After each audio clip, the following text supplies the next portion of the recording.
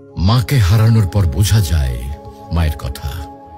যে সকালে তুমি ঘুম থেকে উঠতে মায়ের ডাক শোনার জন্য, আর সেই ডাক চিরদিনের জন্য থেমে গেছে। যে হাতে তোমার জন্য খাবার বানাতেন, ভালোবাসা দিয়ে মাথায় হাত বুলিয়ে দিতেন, আজ সেই হাত মাটির নিচে। যখন মা বেঁচে ছিলেন তুমি হয়তো বলেছ, মা আমি ব্যস্ত আছি, মা পরে কথা বলবো। কিন্তু আজ তুমি সময় পেলেও আর সেই কথা শোনানোর মানুষটি নেই। আজ তুমি চাইলে আর মাকে ফোন করে বলতে পারবে না, মা আমি পৌঁছে গেছি।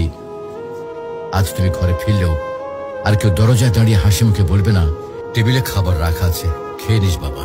মাকে হারানোর পর বোঝা যায় তিনি শুধু একজন মা ছিলেন না, তিনি ছিলেন ঘরের আলো, জীবনের দোয়া আর হৃদয়ের শান্তি। এখন বুঝতে পারো মা যে বারবার নামাজের কথা বলতেন, ভালো মানুষের সাথে চলতে বলতেন, এগুলো তোমার জন্য কত বড় উপহার ছিল। প্রিয় ভাই বোন, মাকে হারিয়ে আফসোস করার আগে কদর করো।